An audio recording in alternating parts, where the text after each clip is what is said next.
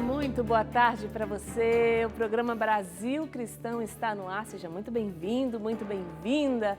Hoje é terça-feira, dia de catequese. Boa tarde, Fernando. Boa tarde, Drica. É um dia que a gente separa para o ensino um pouco mais aprofundado, um pouco mais detalhado a respeito da nossa fé. E de modo especial, nós estamos nos aproximando da festa de Pentecostes e estamos falando do Espírito Santo, da pessoa do Espírito Santo, dos dons, dos frutos, de fenômenos, através dos quais Deus comunica a sua graça. E hoje nós vamos falar do que, Drica? Hoje nós vamos falar sobre o dom de cura e milagres. Você já experimentou uma cura vinda de Deus? Uma graça? Recebeu uma graça de Deus? Já presenciou um milagre? Ou recebeu algum? Mas qual é a diferença entre esses dons? Hoje a nossa catequese com o nosso querido Padre Douglas é sobre isso. Nós convidamos você a participar conosco, dessa catequese, se aprofundar, conhecer, Fernando, Exato, o embasamento de tudo isso, sobre a luz da nossa doutrina, da nossa fé e, é claro, do Evangelho de nosso Senhor Jesus Cristo. Para nós começarmos bem o programa de hoje, vamos rezar a nossa dezena da nossa campanha Santo Rosário Caminho de Salvação, pedindo a intercessão de Maria. Aliás, Nossa Senhora foi a percursora do primeiro milagre de nosso Senhor Jesus Cristo na Terra. Exato. Foi ela que pediu a Jesus que realizasse o milagre das bodas de Caná. Eu acredito, Drica, que as pessoas que estão contribuindo com essa obra, com a Igreja das Mãos Ensanguentadas de Jesus, elas estão de fato ajudando ao Padre Eduardo, ajudando a associação a levantar um lugar onde Deus Nosso Senhor vai operar curas, milagres, prodígios. Vai ser um lugar de encontro com Deus, um lugar de conversões, um lugar onde possivelmente seus filhos, seus netos poderão ter um encontro com Deus. Eu acho que apoiar uma obra como essa é de fato deixar uma marca, um caminho para o agir de Deus na história. Um caminho de salvação, não é mesmo? Isso mesmo. E isso acontece através de você que nos ajuda. E nós temos, sim, acredite nisso, nós temos um coração muito grato, por cada boleto que você tem aí, todos os meses feito a sua contribuição. A gente sabe do sacrifício pela que é. fidelidade, exatamente, Do sacrifício que E é. neste momento que estamos vivendo, então nós agradecemos assim com todo o carinho do nosso coração, em nome do Padre Eduardo e da Irmã Luísa, que tocam essa obra de Deus, que são aqueles que o Senhor escolheu para conduzir essa obra. E nós confiamos quando uma inspiração vem de Deus, nós como filhos de Deus reconhecemos ali pelos frutos. Quantos frutos a TV Século XXI tem feito na vida de tantas pessoas e na sua também. Então, isso nos faz acreditar cada vez mais nessa obra. Por isso, nós convidamos você a rezar conosco, mas também a continuar sendo fiel aí, para nós construirmos essa igreja. Nós vamos construir, vamos ver a pronta, A gente fica imaginando as missas, as novenas e as graças derramadas ali no meio do seu povo, onde Deus vai estar. Hoje nós estamos contemplando o quarto mistério doloroso, Jesus que carrega a sua cruz a caminho do Calvário, e nós já colocamos aqui também a sua cruz, o seu pedido, a sua intenção para o dia de hoje. Nós acolhemos e levamos a nossa Maria Santíssima para que ela leve tudo ao seu Filho Jesus e interceda por cada um de nós. Quem sabe Fernando dizendo, como disse nas bodas de Canaã, não é? Eles não têm mais vinho. Vai lá, Jesus, olha essa família, olha aquela, olha esse pedido, olha essa intenção. Então nós rezamos por você. Quarto mistério doloroso, nós contemplamos Jesus carregando a sua cruz. A Escritura diz que é graças às suas chagas que nós fomos curados. Então vamos contemplar esse mistério juntos. Pai nosso que estais no céu, santificado seja o vosso nome, venha a nós o vosso reino. Seja feita a vossa vontade, assim na terra como no céu. O pão nosso de cada dia nos dai hoje, perdoai-nos as nossas ofensas, assim como nós perdoamos a quem nos tem ofendido, e não nos deixeis cair em tentação, mas livrai-nos do mal. Amém. Ave Maria, cheia de graça, o Senhor é convosco, bendita sois vós entre as mulheres, e bendito o fruto do vosso ventre, Jesus. Santa Maria, Mãe de Deus, rogai por nós, os pecadores, agora e na hora de nossa morte. Amém. Ave Maria, cheia de graça, o Senhor é convosco. Bendita sois vós entre as mulheres, e bendito o fruto do vosso ventre, Jesus. Santa Maria, Mãe de Deus, rogai por nós, os pecadores, agora e na hora de nossa morte. Amém. Ave Maria, cheia de graça, o Senhor é convosco. Bendita sois vós entre as mulheres, e bendito o fruto do vosso ventre, Jesus. Santa Maria, Mãe de Deus, rogai por nós, os pecadores, agora e na hora de nossa morte. Amém. Ave Maria, cheia de graça, o Senhor é convosco. Bendita sois vós entre as mulheres, e bendito o fruto do vosso ventre, Jesus. Santa Maria, Mãe de Deus, rogai por nós, os pecadores, agora e na hora de nossa morte. Amém. Ave Maria, cheia de graça, o Senhor é convosco. Bendita sois vós entre as mulheres, e bendito o fruto do vosso ventre, Jesus. Santa Maria, Mãe de Deus, rogai por nós, os pecadores, agora e na hora de nossa morte. Amém. Ave Maria, cheia de graça, o Senhor é convosco. Bendita sois vós entre as mulheres, e bendito o fruto do vosso ventre, Jesus. Santa Maria, Mãe de Deus, rogai por nós, os pecadores, agora e na hora de nossa morte. Amém. Ave Maria, cheia de graça, o Senhor é convosco. Bendita sois vós entre as mulheres, e bendito o fruto do vosso ventre, Jesus. Santa Maria, Mãe de Deus, rogai por nós, os pecadores, agora e na hora de nossa morte. Amém. Ave Maria, cheia de graça, o Senhor é convosco. Bendita sois vós entre as mulheres,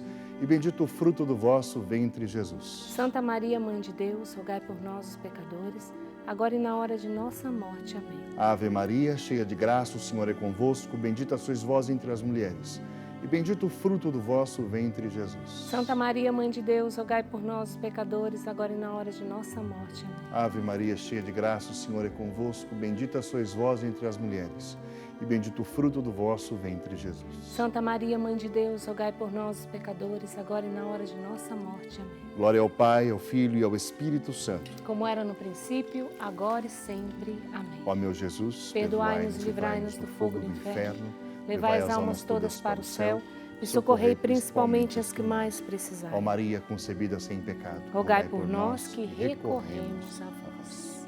Obrigada a você que rezou conosco no início do nosso programa de hoje. Obrigada a você que tem sido fiel aí, ó, todos os meses no seu carnezinho. Não esquece não, tá?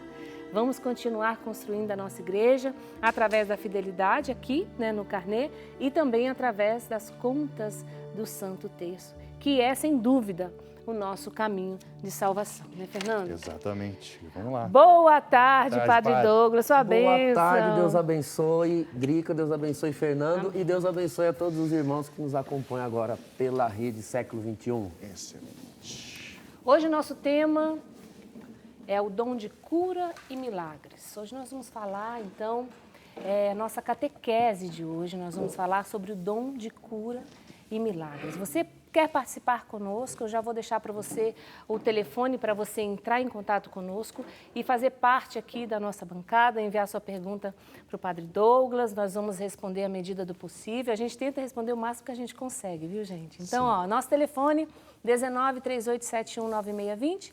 Você pode ligar tanto para fazer a sua pergunta, ou para fazer um comentário, ou para pedir alguma explicação, ou para se tornar um sócio também, vir fazer parte da nossa família. Ligue para nós, 19 3871 9620, ou envie para nós uma mensagem, pode ser áudio, uma mensagem, o que você quiser, através do nosso WhatsApp. Nós temos um WhatsApp para você, para facilitar a sua vida, 19 996 16 9915. Está aparecendo aí agora na sua tela.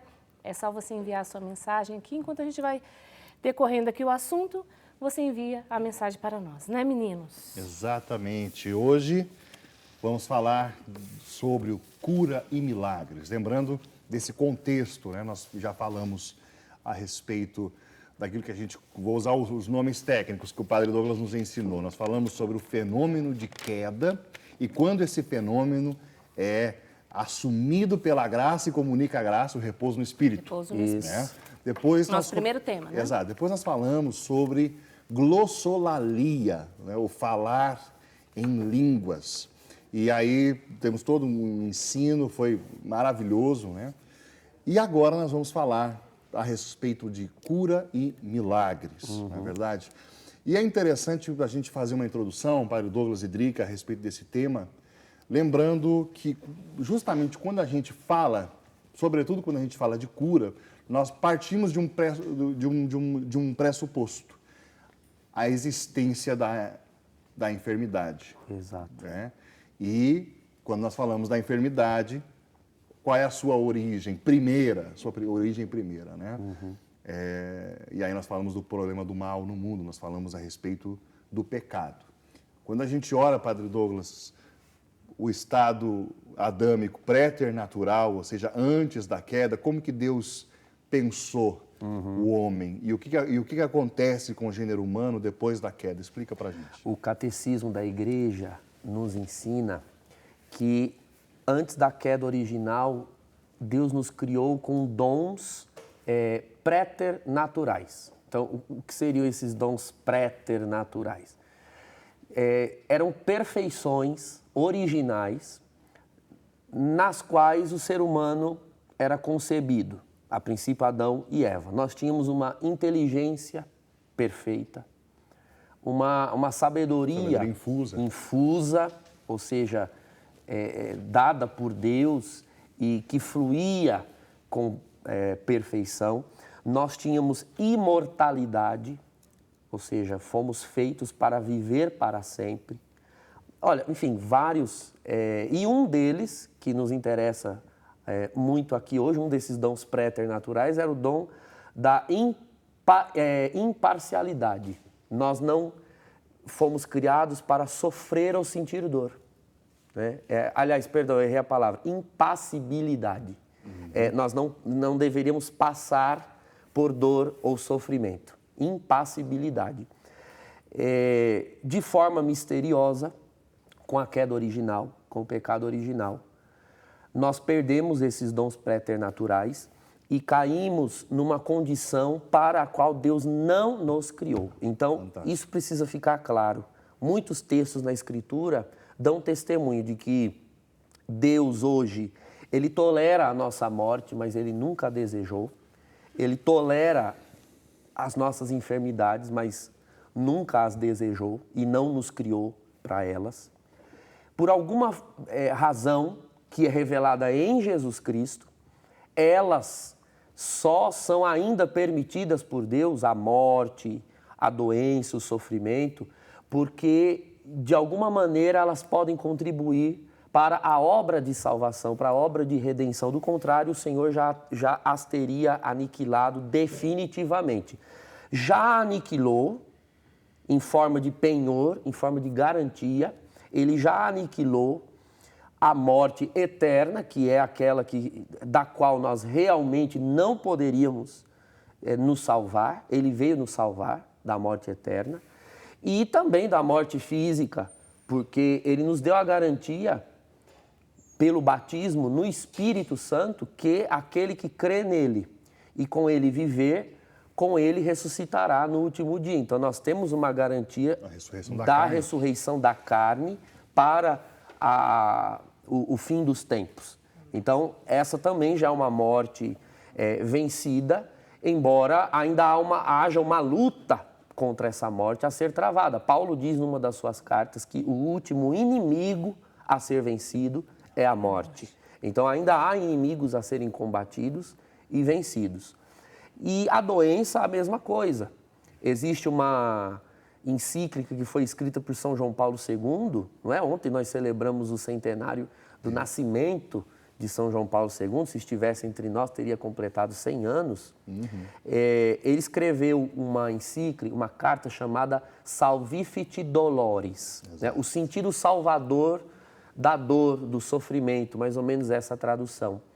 E ali ele faz o convite, é um texto curto e valeria a pena, né? Você que nos acompanha, procurar lá na internet. Hoje em dia se encontra todos os documentos traduzidos por português para ler com facilidade. Ali você encontra um convite da igreja a você enxergar o sofrimento a partir de outra perspectiva. Para mim, o grande parêntese, Drica e Padre, sobre a encíclica de João Paulo II, Salvifici Doloris, é quando você recorda quem é este que lhes escreve. Sim.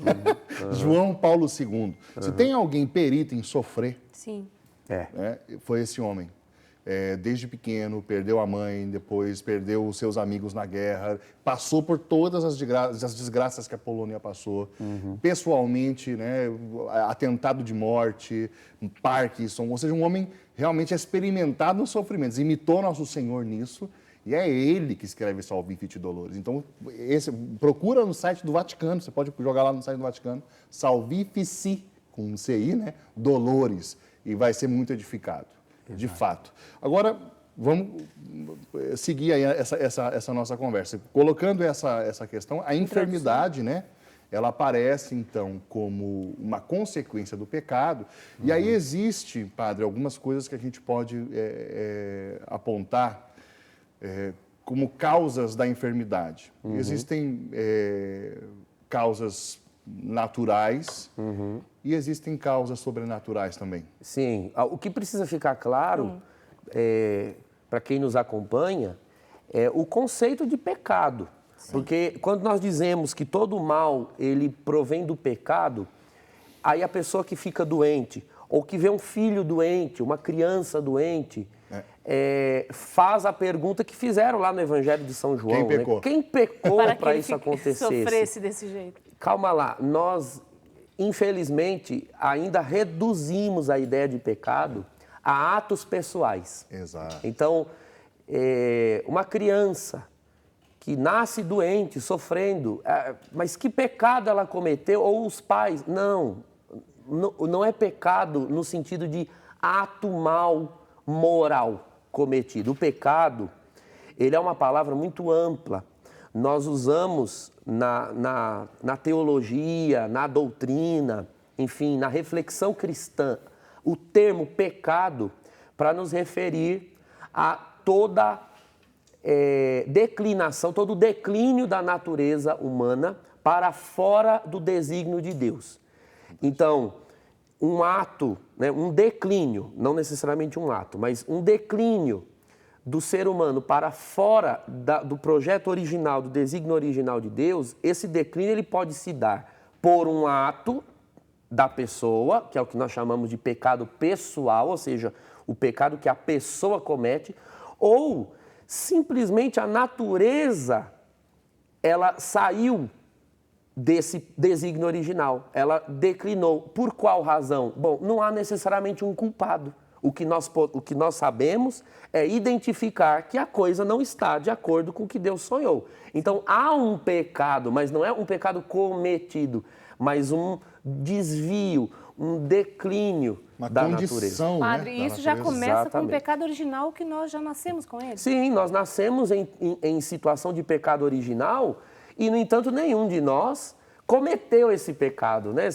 Quem cometeu esse pecado foi Adão e Eva. Agora, quem melhor ilustrou isso para nós foi Santo Agostinho, lá no século V, quando ele foi interpelado pelos seus interlocutores a responder o que era pecado original. Ele dizia que o pecado original não é necessariamente uma coisa ruim que está em nós. O pecado original é algo de bom que deveria estar em nós, mas não está. É a ausência de algo e não necessariamente uma presença. Então, Agostinho ele lê todos os males a partir desse prisma. Essa é a filosofia de Santo Agostinho. O mal enquanto a ausência do bem. Exatamente. Então, o que existe na realidade em termos de enfermidade?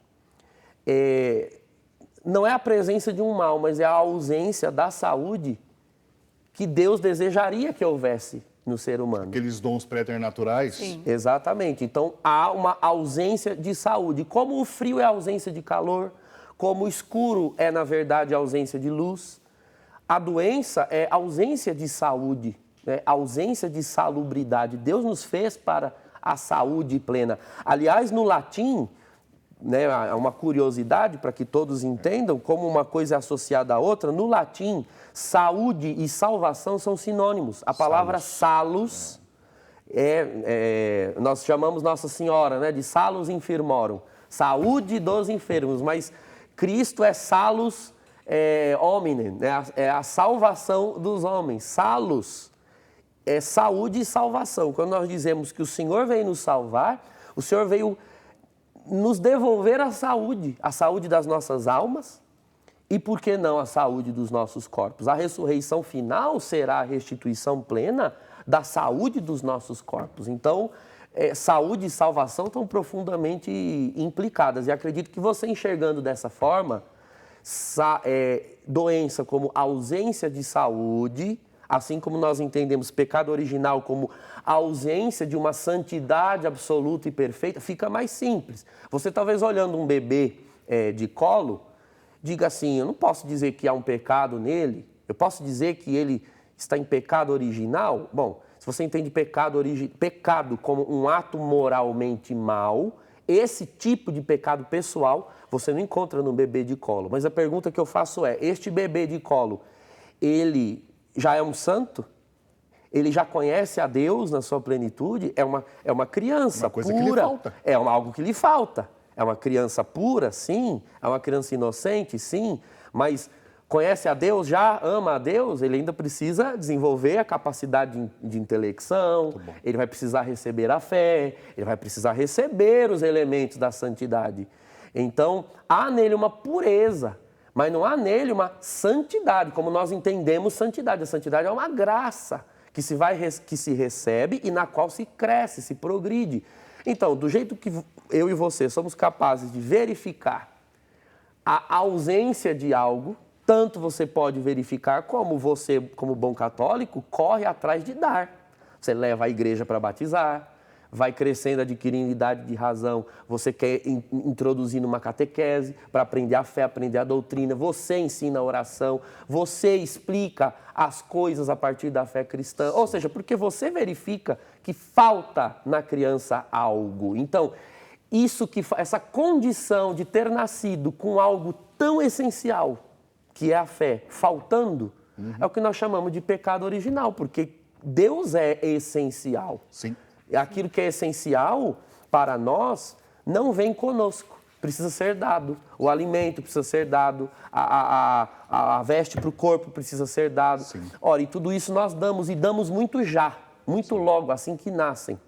Por que é que Deus, que é mais essencial que o próprio alimento do corpo, também já não vem, né, de forma infusa, né, natural, precisa ser dado? Tem algo errado. Esse algo errado é o que nós chamamos de pecado original. Drica, padre, não sei se, talvez você tenha alguma coisa. O que eu estou pensando é justamente aqui o seguinte, olha, o normal, o ordinário, é que Deus permita que as coisas sigam o seu fluxo. Sim. Como elas são. Por causa do livre-arbítrio até que ele nos deu. Livre-arbítrio e a nossa contingência humana Sim. mesmo. Então, a gente passar por enfermidades... Nós falávamos sobre isso ontem, né? Enfim, o normal é que a gente adoeça, que a gente... né, e siga o caminho disso até a morte. Todos nós iremos morrer. Né? Uns mais cedo, outros mais tarde. Sim. Depende da contingência, da história de vida de cada um. Agora, em alguns momentos, há uma intervenção de Deus com cura e milagre. Sim. Isso a gente já vê no Antigo Testamento, tem curas, padre? Muitas. E Deus milagres. já se manifestava, milagres. né, padre? Sim, existem várias. A primeira que me vem à mente, que todos vão se recordar, é praticamente um processo coletivo de curas operadas por Deus no deserto, quando os hebreus eram picados por serpentes venenosas e muitos morriam. Deus dá a Moisés a ordem de erguer uma serpente de bronze no alto do mastro e dizia: aqueles que olharem ficarão curados. Então essas pessoas eram picadas, chegavam à beira da morte e voltavam. E essa serpente, inclusive, erguida no mastro, né, é figura de Cristo, né, que é erguido. O próprio Cristo usa essa figura. E como a serpente foi levantada no deserto, o Filho do Homem será levantado, né, e todos o verão, e os que verem e crerem serão salvos. Então, teve essas curas.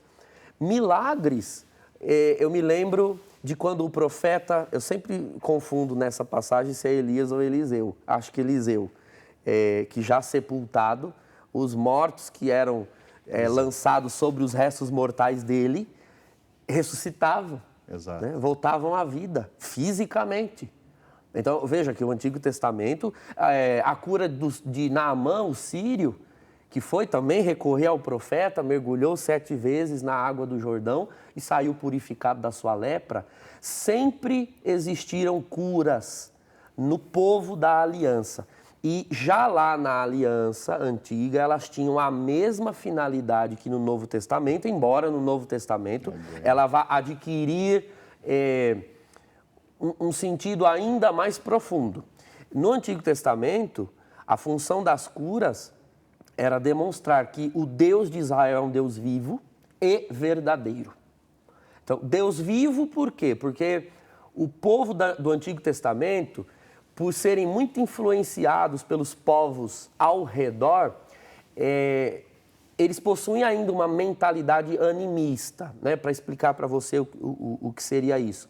Eles tinham dificuldade de acreditar que algo pudesse viver que não a partir de algo material. Então, uma entidade, vamos assim dizer, um ser espiritual, ele até pode existir, mas ele, para o povo, né, esses povos antigos, civilizações antigas, eles não podem agir sobre um ser humano se não for por meios materiais. Então, pode existir uma divindade no céu, mas essa divindade tem de se materializar em chuva, em fogo, em madeira e, inclusive, nos ídolos, né? nas figuras que eram confeccionadas, nas esculturas que eram confeccionadas. E todo o culto era prestado nas religiões antigas a esses elementos materiais, como personificações das divindades. Deus, quando ele começa a se revelar para o povo no Antigo Testamento, a primeira coisa que ele quer quebrar é isso. Por quê? Porque isso reduz a ideia de divindade, é você colocar literalmente divindade numa caixinha, né? É você reduzir o poder divino. Então, Deus quebra em Israel essa categoria. Veja, ele não refuta a afirmação de que o divino pode agir por meio de coisas materiais. Eu dei o exemplo da serpente no deserto. Sim. Por meio de coisas materiais, sim, mas não Depois apenas. Ele vai ordenar depois a Arca da Aliança, se manifestar na Arca da Aliança. Agora, o que ele quer fazer com isso? É mostrar, então, que ele é um Deus verdadeiro que cura existindo ou não um elemento material como objeto de culto no meio do seu povo. Ô, Padre Douglas, eu queria saber, assim, no Antigo Testamento, Deus já curava. Também enviou anjos. O anjo Rafael foi lá curar. Sim. Né, Tobias, na história de Sara e Tobias ali. Agora, a cura no Antigo Testamento, ela é manifestada como um dom? Ou Deus mesmo é que tomava a iniciativa? Porque hoje, nós vamos falar sobre isso, né, mas eu quero falar lá do Antigo Testamento, quero que o senhor explique isso. Hoje nós temos, a partir de Pentecostes, os dons. Jesus falou, né, vai, impõe as mãos, cure as pessoas. E os homens hoje são canais da graça de Deus, pedem a cura uns para os outros. Tá. Mas no Antigo Testamento, essa cura era manifestada como um dom. Assim, ou era Deus que tomava sempre a iniciativa? Sim, entendi a sua pergunta. Você pergunta assim, se no Antigo Testamento já havia pessoas com o dom da cura. Isso, com o dom de ou orar era por sempre curas. Iniciativa de Deus? Então, esse exemplo que eu dei há pouco, de Elias, ou foi eu sempre confundo os dois, dependendo do milagre. Dos ossos é o Eliseu. Não, de Naamã, da cura do sírio. Eliseu também. É Eliseu. É Eliseu quem decreta o modo como o sírio seria curado, né? Ele diz, então mande esse estrangeiro vir, porque ele saberá que há um Deus em Israel. Exato. Então, quando não é para mostrar para Israel que o Deus de Israel é um Deus vivo, é para mostrar para os de fora que ele é um Deus verdadeiro. Sempre vivo e verdadeiro. Então, as curas eram geralmente associadas a profetas. Então, sim, os profetas, eles eram homens cheios do Espírito Santo. Nós dissemos isso no primeiro programa, quando nós fomos falar sobre o repouso no Espírito. Vocês vão se recordar que no primeiro bloco daquele programa, nós fizemos um apanhado sobre a obra do Espírito Santo, de maneira geral. E lá eu explicava que a diferença da nova para a antiga aliança não é que não houvesse derramamento do Espírito, mas esse derramamento do Espírito, ele era muito exclusivista. Deus elegia homens ao longo da história e dotava esses homens de dons, mas estes dons pertenciam apenas a estes homens. E era somente uma iniciativa de Deus de saber quando, né, de escolher quando enviar esses dons, a quem dar esses dons. Então, os profetas do Antigo Testamento eram, podemos afirmar, sim, grandes carismáticos. Eles tinham, sim, os dons, né? Elias tinha esse dom, entrou na casa da viúva, que era estéril, profetizou e ela foi curada da sua esterilidade e concebeu. Então, tinham, sim, esses carismas de cura. Né? A grande diferença que ocorrerá agora na nova aliança é de que você não tem mais pessoas com dons carismáticos. Você tem uma comunidade inteira, uma igreja. E aqui estamos passando do Antigo para a Nova Aliança. Vamos supor que alguém admirasse o Espírito de Deus em Elias e desejasse também orar por curas. Isso não era possível. As pessoas oravam, podiam impor as mãos, não há relatos de que essas curas acontecessem, porque de fato não havia um dom em operação através das pessoas à mercê da súplica. Deus é quem operava através dos profetas. Agora, na igreja, não. Na igreja, qualquer pessoa pode orar pedindo curas e em qualquer momento, Sim. Deus age. Agora, a Drica citou também um texto interessante, que é o texto do livro de Tobias. Nós vemos a intervenção de um anjo. Sim. Então, eu queria que... Nós temos poucos minutos ali, mas acho que dá ainda nesse primeiro bloco para colocar essa questão dos anjos ministrando curas, né? E a natureza angélica e a sua capacidade de manipular a matéria, né, pai? A natureza dos anjos, é próprio da natureza dos anjos portar atividades sobrenaturais, né, e espirituais. Nós não estamos falando, por exemplo, de seres humanos como nós, que dependem de um influxo da graça, embora os anjos também. Mas nos anjos, né, como servos de Deus, residem habilidades, inclusive superiores a dos bens preternaturais que nós tínhamos. Exato. Então, eles têm neles o dom de curar. Agora, todos os anjos, né, padre? Todos os Arcanjo, anjos. nosso anjo da guarda. Todos os anjos. Agora, o fazem apenas com a permissão de Deus. Isso é um fato. E os demônios, que gozam da mesma natureza? Gozam da mesma natureza. Podem causar uma enfermidade, como também podem... Exato. É uma estratégia do demônio, inclusive. Ele pode causar uma enfermidade e depois simplesmente se retirar, mediante algumas concessões, e dar a impressão à pessoa que ela foi misericordiosamente atendida. Então, um demônio que se aloja na pessoa causando uma enfermidade, oprime a pessoa causando uma enfermidade, essa pessoa vai recorrer à bruxaria, feitiçaria, né, à macumbaria, ocultismo de maneira geral. Buscando a cura. Exato. E às vezes alcança. Alcança porque o mesmo demônio que estava ali causando a doença foi o mesmo demônio que sugeriu lugares e pessoas de origem ocultista para que o enfermo recorresse a elas, e ali são feitas sugestões, né? E mantém a pessoa cativa no erro. Exato, mantém cativa. Esse é o grande interesse. Né? Ou seja, você, como eu já lidei com isso no passado, muitos anos atrás, eu me lembro que as pessoas alcançavam curas nos terreiros, mas elas ficavam condicionadas. Então, você vai ser curada, mas vai ter que se iniciar na religião. Você vai ficar curado, mas você tem que dar isso ou aquilo de tanto em tanto tempo. Cria-se um regime de escravidão ao redor daquilo, no qual, se a pessoa não se insere, né? O regime no qual, se a pessoa não se insere, a doença até volta e volta pior. Olha então, isso. É muito complicado. Então, nós vamos fazer um intervalo agora. E você que está nos acompanhando pode participar conosco. Aproveita agora esse intervalo. Nós fizemos uma grande introdução para entrarmos de fato no tema. Antes da gente sair, vamos ver algumas mensagens que já estão chegando através do nosso WhatsApp, 19997169915. A Itaci Helena. Oi, Drica, amo vocês. Helena de Goiás. Obrigada, querida, pela sua participação. Tem um áudio. Eu queria perguntar, como a gente sabe que a gente tem o dom da cura? Ótima pergunta. Como a gente pode saber isso? A gente tem dom da cura. É a Nilza que perguntou. Nós vamos responder para você, Nilza, assim que a gente voltar do intervalo, tá bom? Aguenta aí, tem mais uma participação. Vamos ver. O João, boa tarde. Eu gostaria de saber se o Padre Douglas tem algum livro falando sobre os temas que está sendo abordado no Brasil cristão. Aí, padre. João, você não é o único que pergunta. Por enquanto eu não tenho nenhum livro, nada escrito sobre nenhum. Aliás, tem um livretinho que depois eu posso falar, mas não necessariamente sobre esse assunto. Em breve, nós do CERN lançaremos um curso sobre dons carismáticos. Exato, do Padre Douglas. Exatamente, um curso que eu vou ministrar, então em breve você terá acesso. Ótimo. Então nós vamos fazer um intervalinho, a gente já volta. Nosso telefone 19 3871 9620. Ligue, participe, se associe, venha fazer parte conosco desta tarde. Já já a gente volta.